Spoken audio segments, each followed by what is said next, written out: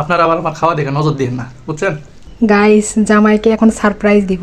ও রুটি খেতে খুব পছন্দ করে, কিন্তু রুটি বানানো আপনারা তো জানেনই কতটা ঝামেলা।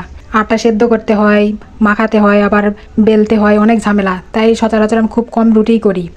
তো দেখি আজকে ওকে না জানিয়ে রুটি বানালাম, সারপ্রাইজ দিব, দেখি কি বলে। এই যে দেখো কি বানাইছি তোমার জন্য, গরম গরম রুটি আর সাথে আলুর তরকারি। খেয়ে বলো কেমন হয়েছে। গরম গরম রুটি, আলুর তরকারি তো দেখতে। তুমি বানাইছো রুটি, আমার তো বিশ্বাসই হচ্ছে না।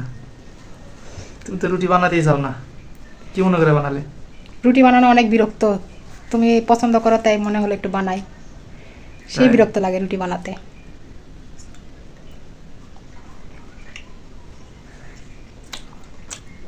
সেই সেই অস্থির।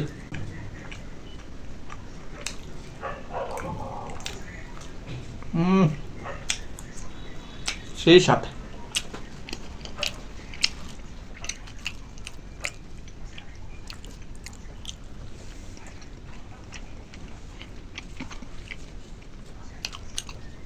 আপনারা আবার আমার খাওয়া দেখে নজর দিন না, বুঝছেন? এই ময়দার রুটি আমার কাছে 10-15টা কোনো ব্যাপারই না, নিমিশেই শেষ হয়ে যাবে, বুঝছেন? তো এখন খাওয়ার সময় ডিস্টার্ব করেন না। আজকের মতো বাই, খুদা হাফেজ।